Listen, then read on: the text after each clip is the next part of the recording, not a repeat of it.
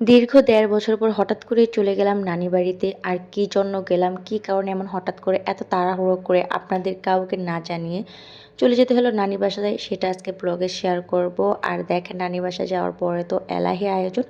সবকিছু দেশি খাবার-দাবার আমাদের জন্য রান্না করে রেখেছে। আর সাথে ছিল অনেক বেশি মজার, মজার খাবার। সবটাই আপনাদের সাথে শেয়ার করব। হ্যালো এভরিওয়ান, আসসালামু আলাইকুম। কী অবস্থা সবার, কেমন আছেন? শহরের এই কোলাহল ছেড়ে আমার একটুখানি যেতে ইচ্ছে করেছিল আমার নানু বাড়িতে, যাতে আমি প্রাণ ভরে বুকটা ভরে একটু নিঃশ্বাস নিতে পারি। তো সেজন্য মাত্র রাত্রে ১ ঘন্টার মধ্যে আমি ডিসিশন নেই যে কালকে আমি সকাল ভোরে উঠে নানু বাসায় চলে যাব। আর দেখেন কত সকালে আমরা কিন্তু চলে এসেছি সেই ঢাকা থেকে।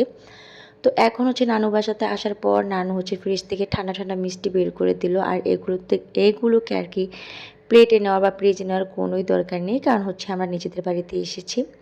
তো এখন হচ্ছে আমরা মিষ্টি খাচ্ছি, আর বিক্রমপুরের মিষ্টি কিন্তু সবসময় বেস্ট। তো এইখানে হচ্ছে নানু বলল যে রাত্রে নাকি এই কাঁঠালটা পড়ে গিয়েছিল। তো সকালে মামা একটুখানি ভেঙে খেয়ে গিয়েছে। তো গাছের কাঁঠাল বুঝতেই তো পারছেন কত বেশি মজা এই কাঁঠালটা। মানে আবার নিজের হাতে ভেঙে খাচ্ছি। তো কাঁঠাল নিজের হাতে ভেঙে নিজেদের গাছের কাঁঠাল খাওয়ার মজাটাই কিন্তু আলাদা। আর আমার কিন্তু মানে চাউলা কাঁঠাল অনেক বেশি পছন্দ, যেগুলোকে বলা হয় শক্ত কাঁঠাল, অনেকের ভাষায় চাউলা কাঁঠাল।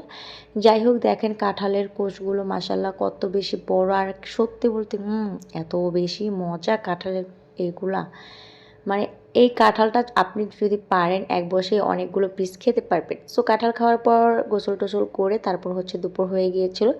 তো এখানে আমাদের জন্য দুপুরে অনেক কিছু খাবার-দাবার রান্না করা হয়েছে, এবং সবচাইতে বেশি ভালো লেগেছে যেটা, সব হচ্ছে দেশি খাবার। তো যে যেটা খায় সেটাই খাবে। নানুবাড়ি আসলে হচ্ছে একটা ভর্তাও যদি বানানো হয়, সেই ভর্তাটাও অনেক বেশি মজা হয়। তো আর এগুলো তো অনেক খাবার-দাবার আমাদের জন্য রান্না করেছে।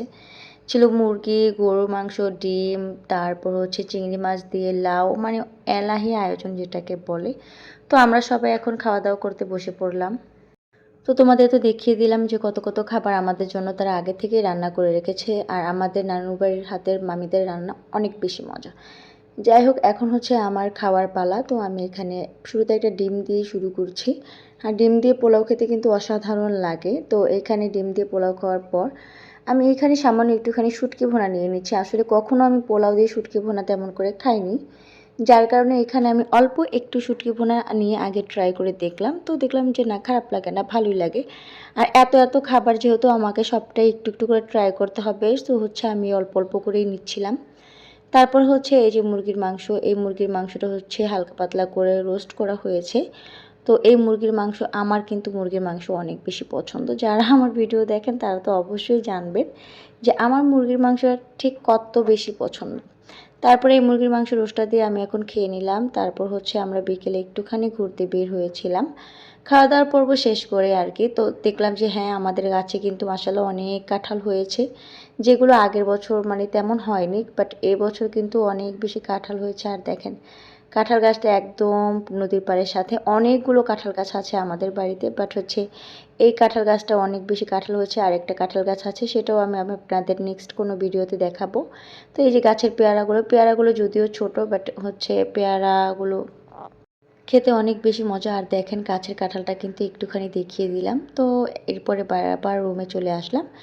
তো আচার খেতে খেতে আজকের ব্লগটা এ পর্যন্ত শেষ করছি। সবাই ভালো থাকবেন। আল্লাহ হাফেজ।